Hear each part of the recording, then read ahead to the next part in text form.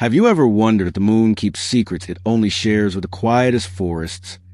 That is how my grandmother used to begin her stories, on nights when the world seemed made of silver and silence. She would lean close to the oil lamp, her wrinkled fingers tracing the rim of her teacup as though it held a reflection of another world. And in that trembling light, I would see her eyes soften, far away, as she spoke of the moon's daughter, the one who came to us not by birth, but by bamboo. It is said that long ago, before the emperor's palace gleamed white on the distant hills, before the sound of metal and wheels disturbed the valley air, there was a small village tucked beneath the watchful gaze of the mountains. The people lived simply, in houses made of reed and earth, their days carried by the rhythm of the wind and the whisper of the bamboo. Dawn was a pale blush that crept down the slopes, and dusk came quietly, with the smell of smoke and rice. You could walk through that village without hearing a single shout. The people did not rush, for life itself moved slowly, like the stream that wound to the paddies, or the cranes that cross a morning sky. Even the children, when they laughed, seemed to do so softly, as though they knew the world might break if they were too loud. Among them lived an old bamboo cutter and his wife, two souls who had grown together like the roots of the trees around them. They had no child, though they prayed for one often. Each day, the old man would go into the forest with his knife slung at his side and his straw hat tilted low, seeking the straightest stalks, the ones that would sing beneath his blade. The forest was his companion. He spoke to it sometimes, thanking it for its patience, for its shade, for the way it bent and never broke. And the forest, perhaps, listened. On one such morning, the air was heavy with dew, and the sun had not yet found its courage. Mist curled around the trunks, soft and gray. The old man's sandals whispered over fallen leaves as he made his way deeper than he usually went, past the pools of still water, past the foxglove and fern.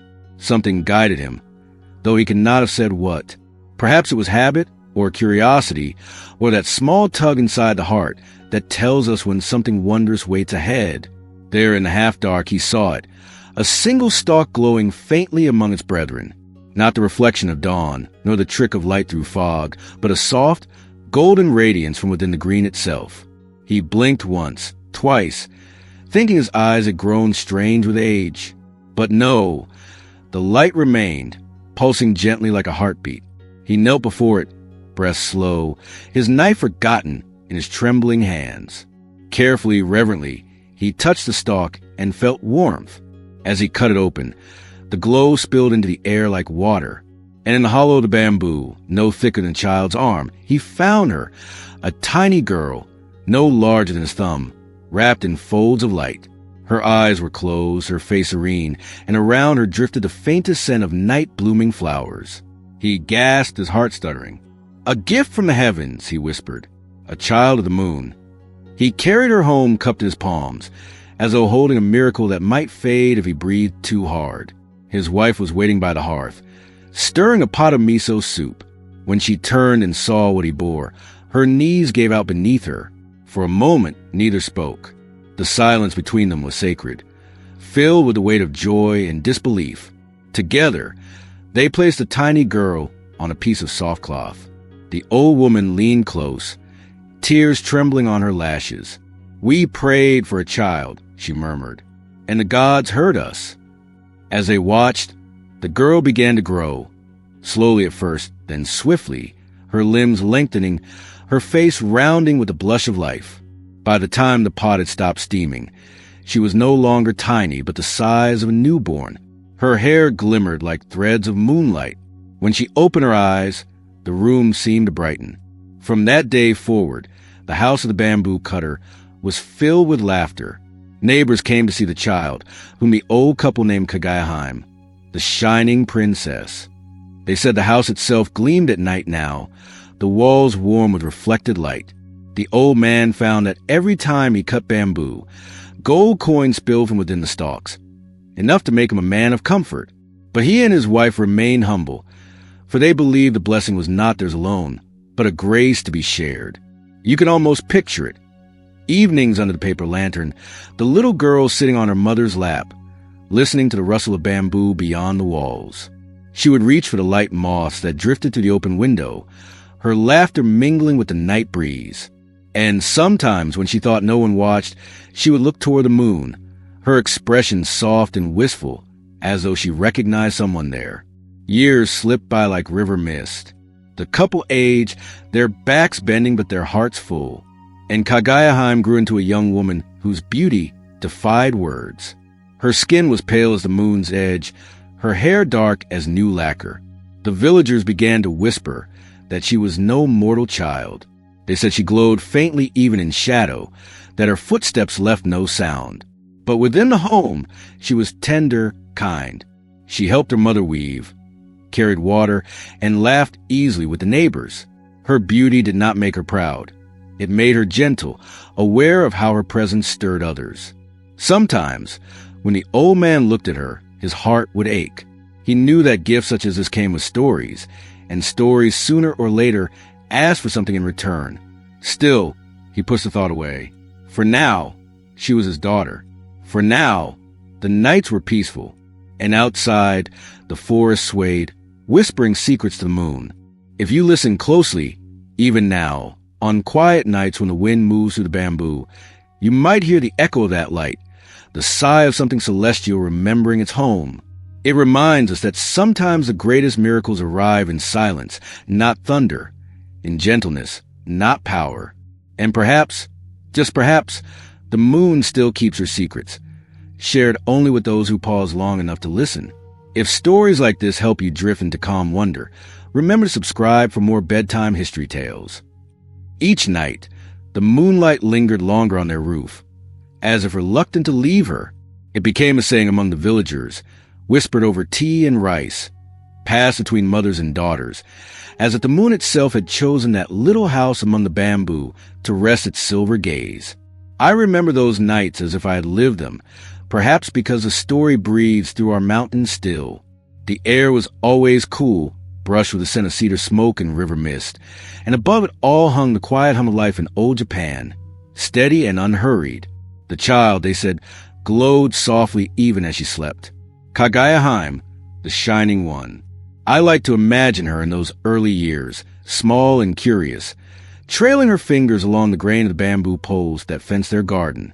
The old couple adored her with the quiet devotion that comes from long years of waiting. The old man, whose back had bent from work, would straighten when he saw her smile. The old woman, who once moved slowly from pain, now found herself singing as she ground the rice and polished the lamp. Their home, once dark and plain, began to change. Gold coins still appeared within the bamboo the man cut, and though he gave much away, their fortune grew. He built a wider veranda where Kaguya could watch the stars, and added a small pond in which the moon could see itself. The villagers helped, for everyone loved the bamboo cutter and his gentle wife. There was a quiet pride in knowing that heaven had smiled on one of their own. But what truly filled the air was not wealth, nor even wonder. It was warmth, the kind of peace that comes when joy has no need to announce itself. You could see it in the slow sweep of the broom across the porch, in the laughter of the child as she played with silkworm cocoons, in the soft light spilling from their paper windows. The seasons turned gently. In spring, the hills unfurled their pink breath of cherry blossoms. The couple would take her to the shrine, her tiny hands folded in prayer. In summer, she ran through the rice fields, her white sleeves fluttering like cranes as frogs croaked from the ditches. The smell of wet earth and growing things filled the air. In autumn, the villagers gathered chestnuts and persimmons, and Kaguya helped carry the baskets home, her laughter echoing through the fields. Winter wrapped the valley in silence, snow weighing down the bamboo, smoke curling from thatched roofs. But even then, their house seemed touched by warmth, as if her presence defied the cold. I often wonder what it must have been like to raise a child whose light was not entirely of this world. The old woman must have felt both blessed and afraid.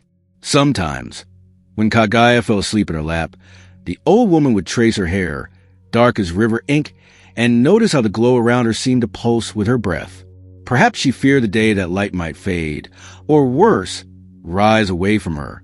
But love, as it does, overcame fear. They did not question why. They simply lived each day as if it were a prayer. As Kaguya grew, her beauty deepened, quiet but unearthly. At 15, She's seen both of the world and apart from it.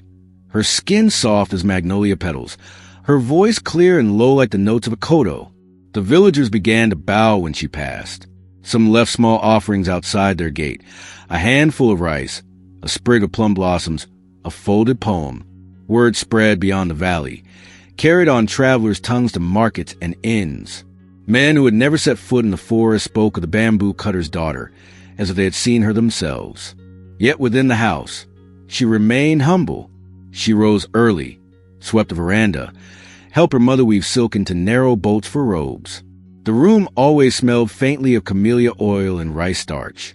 Her laughter had a soft cadence, never sharp, and when she looked at someone, it was as though she saw not only the face, but the heart beneath it. At night, she would sometimes stand outside, watching the moon climb the dark ribs of the sky. The old woman would call softly from the doorway, "It is late, my child." And Kaguya would smile faintly, her eyes still lifted. "The moon feels so near tonight," she would say. "Do you think it remembers us?" The old woman would shake her head, half in jest, half in fear. "The moon remembers everyone, but it keeps its distance. That is its way." Those who passed their home during such nights swore they saw the light around her shift, not the light of a lamp or torch, but something purer, as if the stars themselves bent closer to see her face. Life in the village moved on, but their home had become a kind of quiet shrine. The bamboo cutter was generous with his fortune. He paid for new wells, for bridge repairs, for offerings at the shrine during droughts. The people loved him more for his kindness than his wealth, and always when they thanked him, he would say, "Do not thank me. Thank the moon that watches over us." In that time, the Heian age, though few called it so then, beauty was not merely seen, but felt in the balance of simple things. The sweep of a brushstroke, the angle of a paper fan, the scent of incense drifting through tatami rooms. It was an age that prized grace in the smallest acts. And in this, Kaguya was the embodiment of her time. She moved with the quiet rhythm of nature, unhurried, precise, yet filled with feeling. When she sang, her voice followed the patterns of the old court songs about the moon, the tides, and the sorrow of fleeting blossoms. The old woman would listen and weep softly, not from sadness, but from a tenderness too deep for words. Sometimes I think of that old woman, sitting in the dusk beside her grown daughter, the light outside fading, the kettles sighing on the fire. She would look at Kaguya's face and see both the child she once was and something vast she could never claim to understand. It must have been like loving a dream that had taken shape. And yet, how human it all was. The laughter, the warmth of the floor under their knees, the hum of cicadas outside. Even the most heavenly gifts become human when wrapped in love. So the girl of light grew beneath the moon, her life unfolding like a story the gods wrote in ink and breath. And through her, the world around her seemed softer, kinder, touched by something eternal. What would you do if a gift from the heavens grew in your arms? Tell me your thoughts below. When beauty becomes a story, it stops belonging to the one who wears it. I was a girl of 16 when the first carriage came down the mountain path. Lacquered black, the roof curved like a dragon's spine, the ox bells chiming softly against the hush of our valley. I remember how the sound spread to the village like ripples on still water. Every door opened, every broom paused mid-sweep. No one of such rank had ever come this far before. The air smelled of damp moss and fresh-cut bamboo. I had been gathering kindling when I saw it. The procession of servants in silk, their sleeves trailing like pale river foam, their sandals never touching mud. Behind them rolled the cart, and within it sat a nobleman whose face was hidden behind a fan. I remember my own heart fluttering, not with desire, but disbelief. I had heard the whispers. Of course, we all had. They said the bamboo cutter's daughter was so beautiful that light clung to her like dew, that her skin shone without powder, that her hair caught the wind like threads of night. Some swore she was a spirit. Others said she was a blessing sent to test men's hearts. I had laughed at first, but when I saw the nobles come, I realized stories can be more powerful than truth. That day, the carriages kept coming. From distant towns, from Kyoto itself. Men with scrolls of poetry, men with gifts wrapped in silk. They stopped at the small house at the edge of the forest, the same that had once been no grander than ours. I watched from behind the reeds as the bamboo cutter bowed low, his robe trembling with pride and fear. I could not see her clearly, only a shadow through the paper screen, a stillness framed by light. Yet even that shadow felt alive. I remember thinking, how strange it must be to live as a miracle. Soon, the village changed. Strangers filled the inns, merchants sold perfume and fabric to travelers who wished to smell as Kaguya might. Women began to wear their hair longer. Men wrote poems comparing their wives to moonlight. It was as though the very air had grown enchanted and a little sad. For when beauty becomes a story, it begins to belong to everyone but itself. My mother would shake her head at the gossip. "She is only a girl," she'd say, shelling peas into her lap. "The same moon that lights her window lights ours." Yet when she spoke, her voice trembled, as though even she did not believe her own words. The nobles were patient at first. They sent letters sealed with gold leaf, poems written in careful brushstrokes. When no reply came, they sent gifts, bolts of silk from China, jars of plum wine, fans painted with cranes. The bamboo cutter, once a humble man, grew anxious. To refuse a lord was dangerous, but to allow one too near might bring ruin. So he thanked them all, promised an answer later, and closed his gates. We villagers could only watch. From our fields, we saw the nobles' tents glitter by the stream. Their servants bathed in clear water, laughing softly. Their fires burned with sandalwood smoke that drifted through our homes. We smelled their world before we ever saw it. And always, above the scent of wealth, there was that faint, strange perfume that seemed to follow her name, a mix of moonlight and something sad, like rain on old paper. One evening, I brought rice to the bamboo cutter's wife. She had grown frail, her hair threaded with silver. She smiled at me, her eyes soft. "You wish to see her, don't you?" she asked. I blushed. "Everyone does," I admitted. She sighed. "Then know this. Her beauty is not hers to keep. It burns her as it blesses her." When I left, I turned once more toward the small house. The moon was rising, pale and full, brushing its light across the paper screens. For an instant, I thought I saw her, not clearly, but as one sees a dream half remembered. She was sitting by the window, comb in hand, her hair spilling over her shoulder. She paused, as though she felt my gaze, and looked up. Our eyes did not meet, but the air between us seemed to shimmer. I felt a sudden sadness I could not name. The next morning, the nobles were gone. Their carriages had left grooves in the dirt like scars. But the whispers did not fade. If anything, they grew. Some claimed she had spoken to the emperor himself. Others said she had vanished under a cloud of light. We villagers learned to live between truth and tale.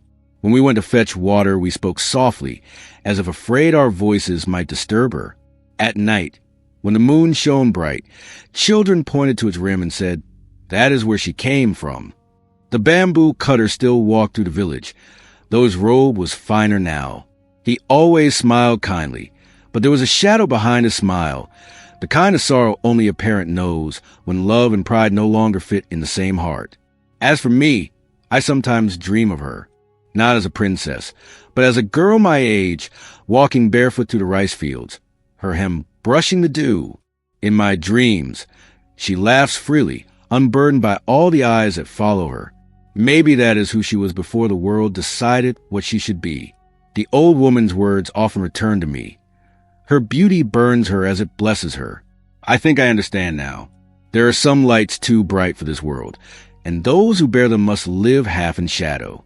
So when I hear people speak of her name with awe, the nobles, the poets, the dreamers, I smile but quietly, because behind every story told about her, there was a girl who once looked at the same moon as we did, wondering why it stared back so long. And somewhere in a hush between night and dawn, I can still hear the rustle of silk, the murmur of poems carried by wind, and the soft sigh of a legend being born, not from her lips, but from ours. Pause for a breath. How often do we envy what we can't understand? They believed love could be proven with treasure, but she was searching for something no jewel could buy. By the time the 5th spring had come since the first noble's visit, the small house at the edge of the bamboo forest had become famous across the provinces. Even the monks at distant temples told travelers of the shining princess, who refused all suitors. Some spoke her name with reverence, others with frustration, but everyone agreed that there had never been anyone like her. It was said that 5 men of the highest birth came to seek her hand. Their carriages crowded the narrow mountain path, silk banners fluttering against the cedar trees, and when the villagers glimpsed them, they bowed low, whispering the names of ancient families. Yet behind all their wealth, each man carried the same quiet hunger, to possess what the heavens had placed beyond reach. I remember the old woman, Kaguya-Heim's mother, telling me what happened that first day they gathered before her screen. The princess sat behind it, hidden from their eyes, her voice soft but steady. The 5 noblemen introduced themselves with the practiced elegance of court life, their words like flowers carefully arranged, their faces powdered, their hearts trembling. The first was a minister, grave and refined, whose ancestors had served the emperor himself. He spoke of his devotion, how he had built temples and written poetry to honor her beauty. The second was a general, proud and confident, who swore he would conquer the wildest provinces to bring her peace. The third, a wealthy counselor, promised to dedicate all his fortune to her happiness. The fourth was a prince with gentle hands and eyes too kind for politics. And the fifth was a young noble, handsome and bright, whose laughter was said to soften even the sternest hearts. Each pleaded for her favor. Each believed his love could sway her heart. Kaguya-Heim listened in silence. The room smelled faintly of sandalwood and early plum blossoms. When they finished, she spoke, not cruelly, but with a smile that felt older than her years. "If you would win my hand," she said, "then bring me a gift worthy of such devotion, not for its value, but for its truth." Then she named 5 treasures the world had never seen. To the minister, she asked for the stone begging bowl of Buddha, said to shine with its own inner light. To the general, she requested the jewel branch from Mount Fuji, a mythical island far beyond mortal reach, where immortals live among clouds and cranes. The counselor was told to bring her the robe of fire rat fur, that miraculous cloth said to resist flame. The prince she asked for a colored jewel from a dragon's neck, hidden deep beneath stormy seas.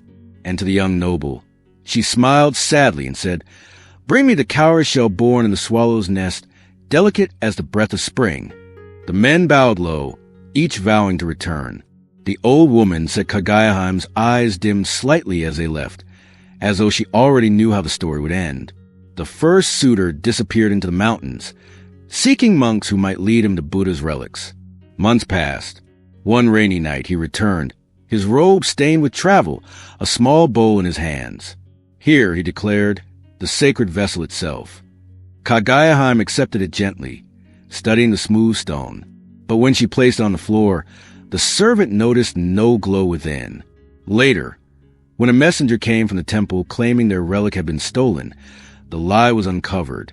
The bowl was false, carved by craftsmen and aged with smoke. The minister left in shame, his head bowed. The second suitor, the proud general, sent word of his voyage to Mount Fuji. Years passed with no news. Then one day, a messenger arrived, bearing a jeweled branch of gold and silver, each leaf a pearl. The craftsmanship was divine, so perfect it seemed alive. The bamboo cutter himself admired it, convinced it was real. But when the emperor's goldsmith examined it, he found marks of human tools. The general had ordered artisans to forge it, and when his deceit was revealed, he fled in humiliation. The counselor's tale was stranger still. He brought the fur robe, shimmering with the colors of dawn. "See," he said, "it does not burn." But Kaguya-Heim asked that it be tested. Her father held it over fire, and at once the cloth turned to ash. The counselor wept, not from shame, but from the ruin of his own self-deception. As for the prince, his heart was pure, though his courage faltered. He set sail to find a dragon's jewel, but the sea rose in fury. Waves swallowed his ship, and he returned pale and trembling, haunted by dreams of scaled eyes watching from the deep. "Forgive me," he whispered to Kaguya-Heim. "No jewel is worth such fear." She only nodded, her expression gentle. "Then you have already found the treasure I sought, the wisdom to know what should not be taken." The fifth suitor, the young noble, fared no better. He spent weeks watching swallows nest under the eaves of the palace, his hair disheveled, his fine robes torn. Finally, he appeared before her with a small shell cupped in his palms. "I have it," he said, his voice trembling. But when she touched it, the delicate shell cracked, and within it, nothing gleamed. He fell to his knees, laughing softly, then crying. "Even the birds mock me," he said. "They keep their treasures for themselves." In the days that followed, the suitors drifted away like mist. Some carried bitterness, others quiet understanding. The villagers whispered that she had been too cruel, too proud. But the old woman, who knew her daughter's eyes, said softly, "No." She only wished to see whether love was built on truth or desire. And perhaps she saw something else, a mirror of her own longing. For while men chase impossible gifts for her, she too was bound to an impossible dream. The nights grew longer, the moon brighter. Often, she would sit by the window, her face turned skyward, her thoughts unreachable. I sometimes think of those suitors, how they must have felt as they traveled through storm and forest, convinced that one more mile would win them her heart. Their gifts were never meant to succeed, yet in their failure, they became human again. That, I think, was her quiet lesson. It is a strange thing, isn't it, how love makes us seek proof of the unprovable. How often we offer what cannot be given, hoping it will be enough. The story says that one of the men, the youngest, later became a monk. Another built a temple by the sea, its bells tolling for lost causes. And though none won her hand, each carried the echo of her voice, not as a wound, but as a whisper that followed them through life. And still, when the villagers passed by her house, they saw her through the screen, calm and luminous, as though she were waiting for something far beyond all mortal reach. Her beauty had drawn kings and poets, but her sorrow kept them at the gate. If you're still awake, let this moment remind you, not all quests end where they begin. The emperor could command armies, but not her heart. I remember the first letter that came from the palace, rolled in silk the color of morning mist, sealed with gold, and carried by a messenger whose sandals never touched dust. When he arrived at the bamboo cutter's gate, even the sparrows fell silent. The old man bowed deeply, his trembling hands reaching for the scroll that bore the weight of a nation's curiosity. I was there, kneeling by the hearth, tending the fire. I had served Kaguya since the year her light filled the house. I had watched her laughter ripple through the rooms like spring water. But that night, her laughter did not come. The lanterns flickered, and when she broke the seal, her face turned pale, not from fear, but from something quieter, deeper. The emperor's words were beautiful, as emperor's words always are. He wrote of hearing the stories, the poems, the songs sung by travelers and nobles alike, of the woman who shone brighter than the moon. He wrote that he longed to see the truth behind the tales, to know if such light could be real. "The poets say your beauty is divine," he wrote, "but I would rather know the shape of your silence." Kaguya read the words slowly, as though each syllable carried a secret. When she finished, she said nothing. Only the sound of the night insects filled the room. The bamboo cutter was overjoyed. A letter from the emperor himself. "This is an honor beyond any dream," he exclaimed. But Kaguya gaze was distant, fixed on the small window where the moon shone like a watchful eye. "An honor," she murmured, "or a chain of silk?" Days passed before she replied. She wrote carefully, her brush gliding like wind over water. Her words were gentle but firm. "Your Majesty's letter honors this humble house more than it deserves. Yet I am not fit to walk among the radiance of your court. My place is among the bamboo and the mist. Please forgive my refusal."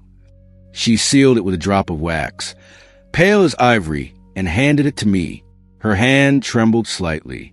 "He will not understand," she whispered. And she was right. A second letter came, then a third, each more insistent, though never unkind. The emperor wrote of dreams in which he saw her standing on the moonlit shore, her face veiled in mist. He wrote that he could not sleep without thinking of her, that the fragrance of the night flowers reminded him of her name. "If you will not come to me," he pleaded, "then allow me to come to you." When I read those words aloud, I saw the smallest flicker of emotion cross her face. Not pride, not joy, but sorrow. Why does he seek what he cannot keep? she asked softly. Why do men mistake the glow of the moon for warmth? The old woman wept quietly, frightened by her daughter's attachment. You must answer him kindly, she urged. He is the emperor. To refuse him is dangerous. So Kaguya wrote again, her words filled with grace. The world beneath the heavens is yours, my lord, but I am of another sky. You may build walls of jade and gardens of gold, but the wind still passes through them. Forgive a shadow that cannot walk in daylight. When the messenger left with her reply, the house felt heavy with silence. Even the bamboo outside seemed still. A month later, the emperor himself came to the edge of the forest. His retinue stretched down the road, banners, oxen, and guards in bright armor. The villagers gathered, wide-eyed, as the ruler of all Japan stepped down from his carriage and approached the humble gate. The bamboo cutter fell to his knees, speechless. Kaguya did not hide, but she did not reveal herself fully. She stood behind the paper screen, her outline faintly luminous. The emperor spoke gently. You have no reason to fear me. I came not as a conqueror, but as a man who has seen beauty in a dream and wished to know if the dream breathes. His voice carried a kindness that softened even my heart. For a long moment, Kaguya was silent. Then she said, If you look upon me, you may not believe what you see. The emperor hesitated, but curiosity overcame him. He stepped forward, and in that instant, the room filled with light, not blinding but pure and silvery, as if a veil had been lifted from the air itself. He caught his breath. You are not of this world, he whispered. I am, she replied, but not for long. He reached out his hand, as though to touch the edge of her sleeve, but before he could, the glow dimmed and she turned away. My heart cannot stay, she said softly. I belong to the moon. The emperor's expression was not anger, but a strange, quiet understanding. The kind of man gains when he realizes that power cannot command destiny. He bowed his head. If that is so, he said, then I will not hold you. But know this, even the heavens will envy the earth for once having known your light. He left at dawn, his retinue silent, the wheels of his carriage muffled by dew. For days afterward, Kaguya walked the garden alone. She touched the leaves, the pond's ripples, the rough bark of the bamboo, as if memorizing them. Her laughter faded. Her songs grew quieter. When I brought her tea, she smiled gently but said little. Sometimes I caught her gazing upward, her face bathed in moonlight, tears shining like pearls at her chin. That was when I began to understand. The letters, the suitors, the sorrow, all were part of the story already written beyond our sight. The emperor's love was only one thread in a pattern that reached the sky. And though he ruled the land, even he could not command the moon to wait. Close your eyes for a moment. What would you choose, love or the sky that calls you home? When she spoke, even the cicadas stopped singing, as if the earth itself listened. That night, the air was thick with summer, the kind that hums with life and sorrow at once. The moon hung heavy over the bamboo forest, pale as breath on glass. I remember the way its light fell through the slats of the window, scattering across the tatama floor in trembling bands. Kaguya sat there, her robe loose around her shoulders, her long black hair unbound, flowing like ink into shadow. Her mother was near the hearth, mending a sleeve by lamplight. Her father sat beside the window, his knife resting in his palm, not because he meant to cut bamboo at this hour, but because holding it steadied his shaking hand. They had grown used to her silence these past weeks. She smiled less, spoke less, though her beauty only deepened, strange and distant, like a lantern seen through fog. Then she began to cry. It was not a loud weeping. It came softly, as if her heart itself had cracked and could no longer hold its light. The old woman dropped her needle at once. My child, she whispered, crawling to her side. What is it? Are you unwell? Kaguya covered her face with her sleeves, her shoulders trembling. For a moment, only the sound of cicadas filled the room, steady, oblivious, eternal. Then she looked up, her eyes glimmering with tears that caught the moonlight like drops of silver. I must tell you something, she said. Her voice was calm, but the air seemed to shift with her words. Even the forest outside stilled, no rustle of leaves, no bird's cry. The old man's hand froze on his knife. The old woman held her breath. I am not of this world. They stared at her, unable to speak. The fire crackled softly, as if uncertain whether to continue burning. She went on, her words quiet, measured, heavy with love. Long ago, when I was sent to you, I was given time, only a little, to live among the people of the earth, to feel what it means to love, to grieve, to grow. But that time is ending. The people of the moon will soon come for me. When the next full moon rises, I must return. The old woman gasped, clutching her daughter's hands. No, she said. No, that cannot be. You are our child. The heavens may have given you to us, but you belong here now, to us, to this home. Kaguya shook her head gently, her tears spilling over. I wish that were true. I love you more deeply than words can tell. You have given me kindness beyond the stars. But I am bound to the moon. It calls to me every night. I can feel it pulling, a thread I cannot cut. The old man rose, his breath sharp. Then I will stop them, he said fiercely. I will guard you myself. The emperor will help us. He swore his protection. She turned toward him, her expression tender, sorrowful. Father, she said softly, how will you fight the sky? His knife fell from his hand and clattered against the floor.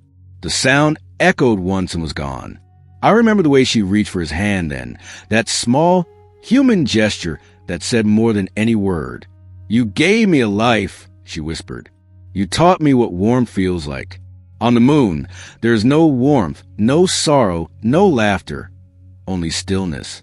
I was sent here to know what it means to feel. The old woman pressed her forehead against her daughter's knee, her tears soaking the silk of her robe. Then stay. If the moon has no sorrow, let it forget you. We will hide you, my child.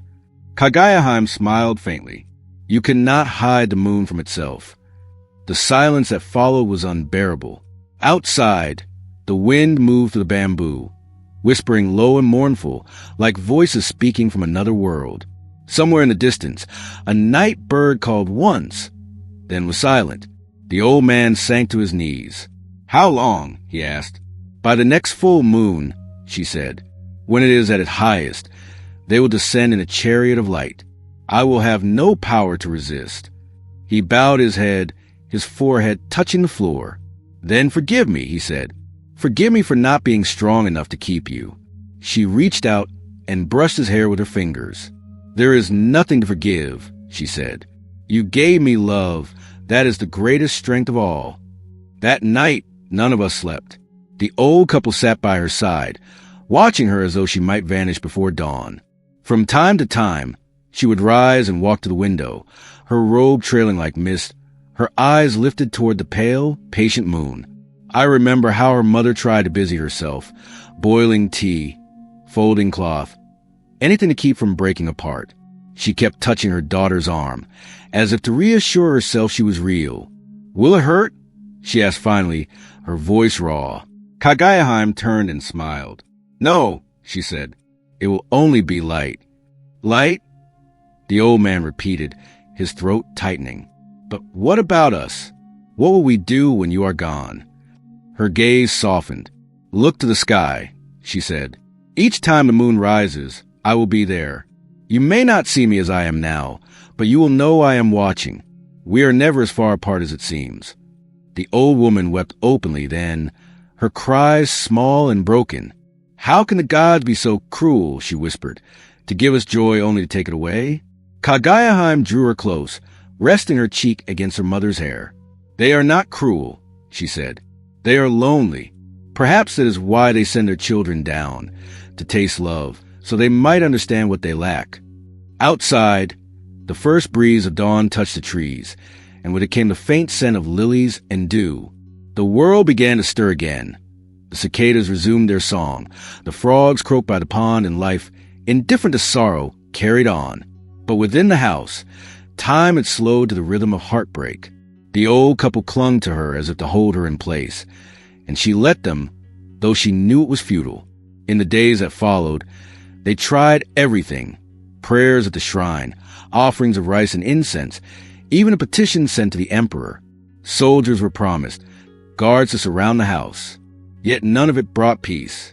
Each night, the moon waxed brighter, larger, as though drawing nearer with every breath.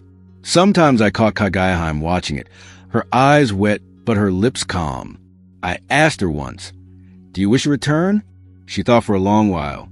"No," she said finally, "but the sky remembers what it has given. I am only answering its call." Her voice was like the sound of wind through bamboo, tender, endless, aching. And on the night before the full moon, when the entire valley seemed bathed in silver, she sat once more beside her mother, holding her hands as tears slipped silently down her face. "When they come," she whispered, "do not be afraid. The light will not harm you. It will only take me home." Her mother's fingers trembled against hers. "Home," she repeated, the word breaking like glass on her tongue. "Then promise me you will remember this one instead." Kaguya smiled, and her tears fell, clear, shimmering, and faintly luminous, like pieces of the moon itself. They landed on her mother's palms, glowing for a moment before fading into her skin. The forest outside sighed. The night deepened. The moon watched, silent and merciful. And when she spoke again, even the cicadas stopped singing, as if the earth itself listened. If this story moves you, whisper your thoughts in the comments. I love reading them before sleep. No sword could pierce moonlight, and no kingdom could keep what belonged to the stars. The emperor's command came swiftly, carried by riders through the mountain passes, echoing from temple to temple. No harm was to touch the princess of the bamboo. 100 guards were sent to her house, armed not with malice but with duty, sworn to protect her from the beings of the sky. They built a wall of lanterns around the garden, their flames trembling in the wet night air. I remember that night. The world hushed beneath a breathless sky. The soldiers stood shoulder to shoulder, their armor glinting faintly like shards of old moonlight. The old bamboo cutter walked among them, his heart heavy with hope and fear. His wife stayed close to Kaguya, whose calmness unsettled everyone. She did not cry. She simply watched the horizon, where the mountains seemed to dissolve into silver haze. The air was strangely still. Even the cricket's song faltered, as if the earth itself waited. The guards shifted uneasily, their hands on their swords, their eyes darting between the trees. The torches hissed softly, and every flicker of flame seemed too bright, too small against that vast, white light above. "Stay inside," her father said, his voice breaking. "They will not reach you. The emperor's men are brave." Kaguya smiled, but her eyes were full of pity. "They are brave," she said, "but bravery cannot fight the heavens." The moon rose higher, larger than any had seen before. It hung over the forest like a lantern held by invisible hands. Then a wind came, soft at first, smelling faintly of salt and iron. The soldiers turned their faces upward. The torches bent backward, their flames almost snuffed out. The night grew pale, the stars dimming one by one. And then silence. The kind of silence that presses against your skin, where even your own heartbeat feels too loud. Out of that stillness came light, not a beam, but a veil that descended slowly from the sky. It shimmered like fog, yet gleamed like glass, spreading across the garden until everything was bathed in silver.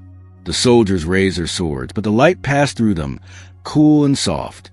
From within the glow, figures began to appear, tall, robed in white, their garments flowing as if woven from mist. Their faces were gentle and without shadow, their eyes bright and distant. They did not walk so much as glide, their movements slower than breath.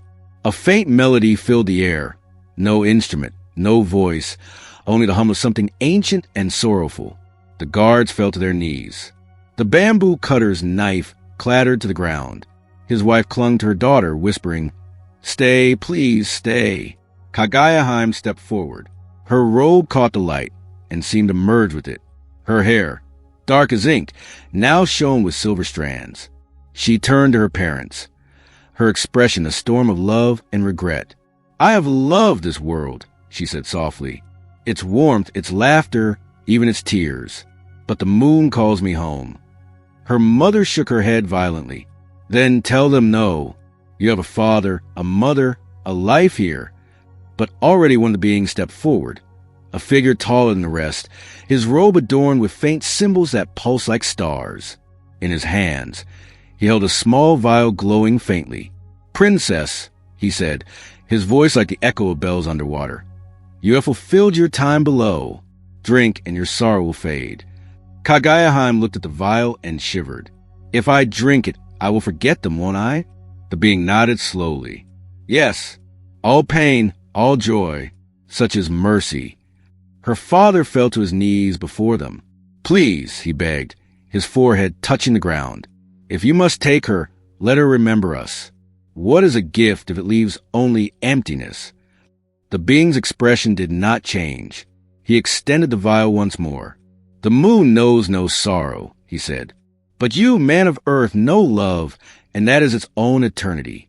Tears ran down Kaguya's cheeks. She knelt before her parents, placing her hands in theirs. "Do not grieve," she whispered. "Even if my memory fades, your love has already changed me. That will remain somewhere beyond time." Her mother's breath came in broken gasps. Her father tried to speak, but could not. Slowly, she rose and turned toward the celestial host. The ground beneath her feet shimmered. Petals of light unfurled where she stepped. The air trembled, not with fear, but with wonder too large for the human heart. The guards could not move. Some wept without knowing why. Others prayed under their breath. Their words lost the hum of the heavens. Then she paused and looked back once more at the little house, at the bamboo swaying softly in the wind, at the parents whose love had made her human. She smiled, radiant and heartbroken. "I will always be your daughter," she said. "Even the moon cannot unmake that." And with that, she walked into the light. The moment her foot left the earth, the torches went out. The soldiers cried out, shielding their eyes. The bamboo forest blazed white, not burning, but glowing as if it caught the reflection of another world. When the light faded, she was gone. Only the faint scent of lilies remained, drifting through the air like memory. The old couple fell into each other's arms, their cries swallowed by the quiet night. The soldiers bowed their heads. Above them, the moon now shone pure and still, as if nothing extraordinary had happened. Yet every heart that had seen it knew the truth. The heavens had come and taken back what was theirs. The next morning, the emperor's messenger came, breathless, with the news of failure. The guards had been powerless. No weapon, no courage could hold back the light. The emperor wept in his palace, though few dared to speak of it. He ordered that the house of the bamboo cutter be left in peace, for it had once held something greater than any kingdom. And in the forest, where the ground was still warm with her final steps, a small pool of water remained, clear and calm, reflecting the sky. The villagers began to call it the Mirror of Kaguya. Some said on quiet nights they could still see her face in its depths, smiling faintly before fading into the moonlight. No sword had pierced that night. No kingdom had kept its promise. But love, for all its helplessness, had left a mark upon the sky. Take a deep breath. Let the moon carry your thoughts upward for a while. He burned eternity for love, and from the ashes rose a mountain that still touches the sky. In the quiet that followed her departure, the world seemed to hold its breath. The emperor's messengers returned with eyes hollow and voices soft. They told of the light that descended. The soldiers who could not move, the way of the forest had glowed as though dawn had come too early. The emperor listened without a word. When they finished, he dismissed them gently and turned to the window. Outside, the moon still hung bright, indifferent, unscarred. Days passed, but sleep did not come to him. He wandered the palace gardens long after the courtiers had gone to bed. He stood among the plum trees, their blossoms ghostly in the starlight, and thought of her, of the way her voice had trembled when she said she belonged to the sky. It is said that even the most powerful hearts grow small when faced with what they cannot command. Then one morning, a messenger arrived from the bamboo cutter's home. In his hands, wrapped in silk white as snow, he carried two things, a letter and a small vial that shimmered faintly in the sun. The emperor took them without a word. The letter was written in a hand so delicate it seemed woven from air. "My lord," it began, "you once spoke of dreams, and I told you they could not be held. Yet if they could, I would have chosen yours. I leave you this elixir, not as a promise, but as a farewell. It will grant you life without end, free from decay and sorrow. But if you drink it, you will no longer see the world through the veil of time, and you will forget why beauty moves you. So I leave the choice to you. Immortality without love, or love that fades but is real. I will wait for you in the light, though I know you will not come. The emperor read it again and again until the ink blurred beneath his tears. He turned the vial in his hand, and the liquid inside caught the sun, scattering it into 1,000 tiny moons. Around him, courtiers whispered, "A gift from the heavens. He must drink it." But he shook his head. "She is already gone where I cannot follow. What would eternity mean without her voice to fill it?" He ordered his most trusted guard prepare a journey. They climbed for days through forests of pine and stone, higher than any had gone before. The air grew thin, sharp with cold. The emperor walked at the front, his robe streaked with dust, his face pale but resolute. When at last they reached the peak, he looked down upon the world spread beneath him. Rivers winding like silver veins, clouds drifting slow as thought. "This," he said quietly, "is as close to the sky as a man may stand." He placed a vial and the letter upon a flat rock and built a small pyre of cedar wood. The soldiers watched as he lit it with his own hand. The fire took quickly, curling around the silk like sunrise, the air filled with the fragrance of smoke and flowers. And as the flames rose higher, the emperor whispered, "Let my love reach her as the wind carries this smoke to the heavens." They say the fire burned longer than any mortal flame. Even after the wood had turned to ash, a single column of smoke continued to climb, steady and unbroken, until it vanished into the clouds. The soldiers knelt, awed and silent. When dawn came, the mountain still smoldered. Ash settled over their shoulders like snow. One of the men spoke softly. "This place shall be called Fuji no Yama, the mountain of immortality." The emperor smiled faintly, hearing the echo in the name, Fushir, meaning without death. "Then let it stand as a memorial," he said. "A monument not to immortality, but to what makes it bearable, the fleeting, the human, the loved." Years passed, and the story grew like the mountain itself. Travelers from distant provinces came to see the peak that pierced the clouds. Some said they could still smell the faint sweetness of the fire. Others swore that on clear nights, when the moon hung full above it, a veil of silver mist descended over the summit, as if the heavens remembered what they had taken. Poets wrote that the smoke never truly vanished. It became the thin white ring that sometimes circles the moon, a bridge between longing and peace. Monks chanted verses to her name, their voices carried by wine down the mountain slopes. And in the capital, the emperor grew old but never remarried. He ruled wisely, his heart tempered by loss. He would often look toward the east, where Fuji rose like a sleeping god, and whispered to himself, "She is there." It's strange, isn't it, how grief and love can shape the very earth. How something so personal becomes a story the land itself remembers. The villagers who once tended the bamboo fields told their children that the mountain snow was her light made solid, that every flake was a memory of her tears. And so, even in their sorrow, they found comfort, because she had not vanished. She had become part of the world's breathing. Sometimes, when I think of that mountain, I imagine the emperor standing there one last time in his old age. The air thin, his robe fluttering, the horizon wide and endless. He must have known that the smoke he sent would never reach her, and yet, in his heart, it already had. Perhaps love is not about reaching, but about releasing. Not about holding on, but about letting the other shine freely, even if it means standing alone beneath the sky. And so Mount Fuji rose from the ashes of his surrender, a monument to impermanence that touches eternity. Every time its white peak catches the morning sun, it reminds us that beauty and loss are not opposites, but reflections of one another.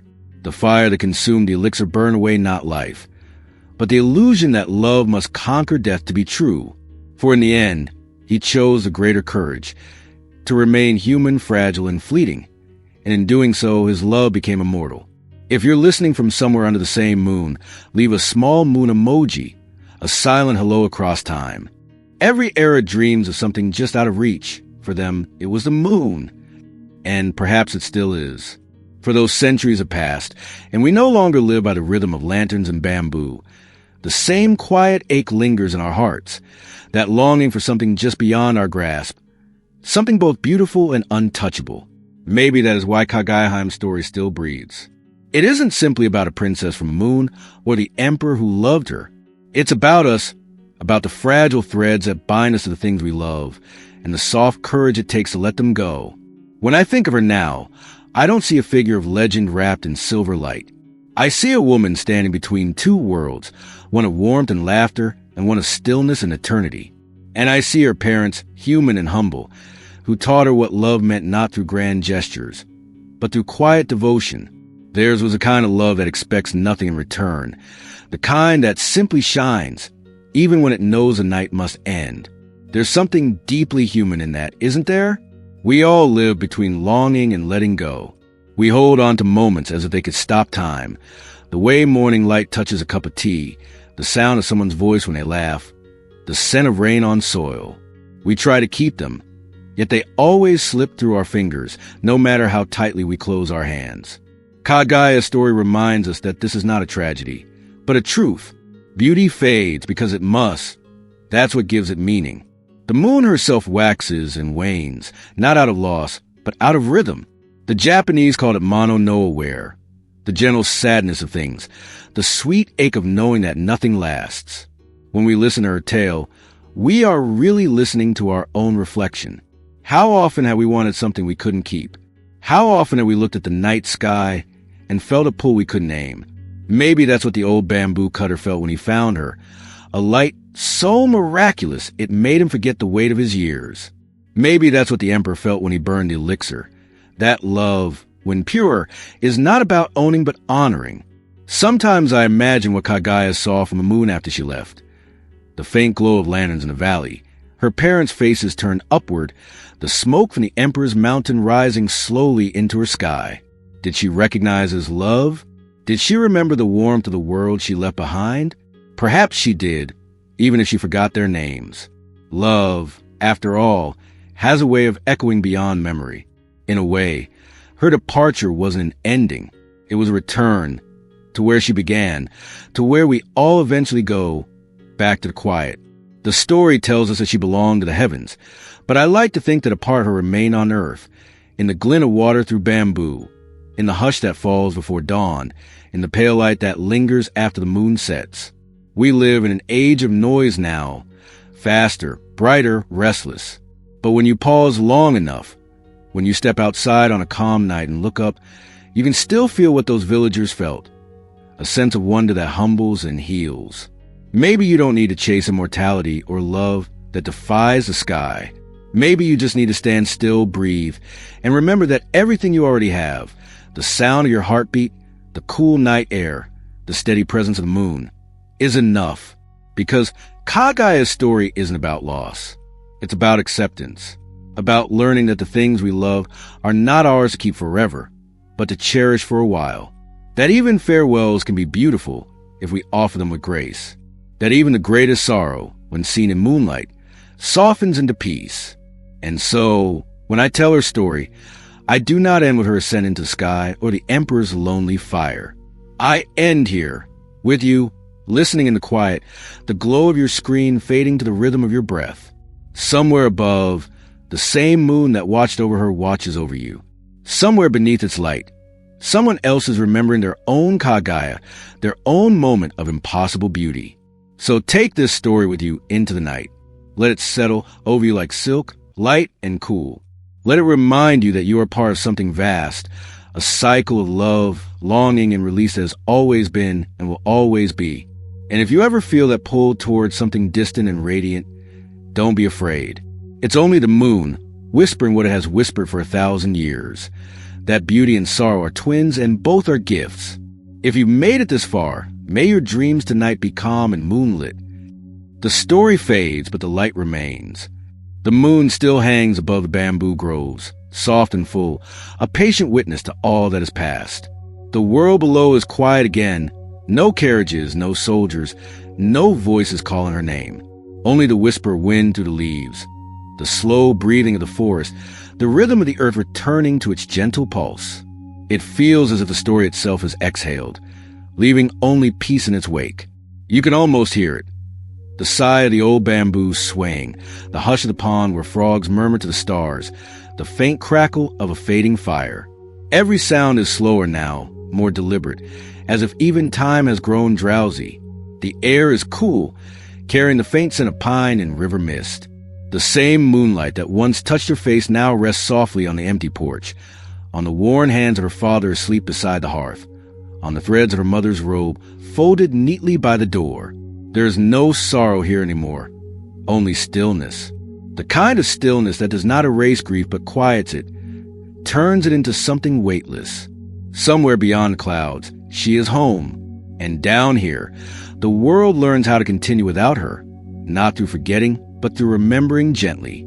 The villagers still speak of that night, but their voices are calm now, softened by time.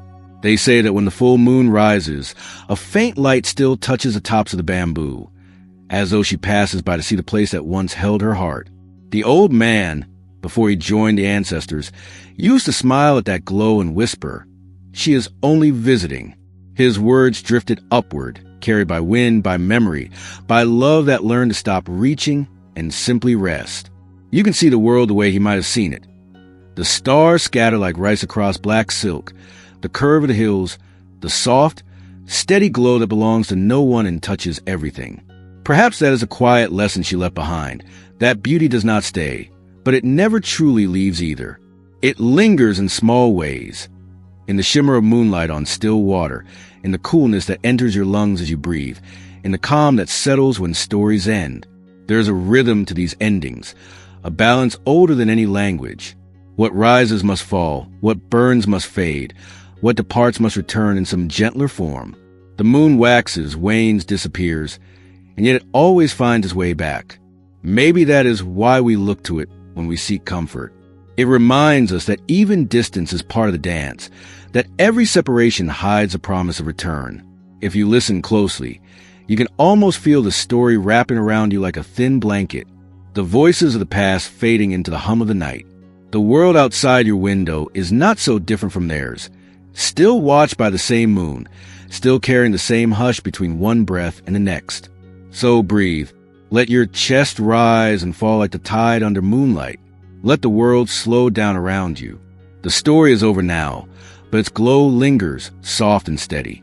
Imagine the silver light brushing against your face, cool and kind.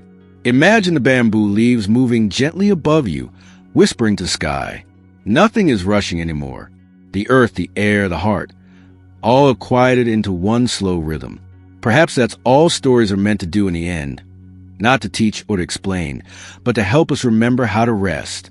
To remind us that life, for all its striving and loss, always circles back to peace.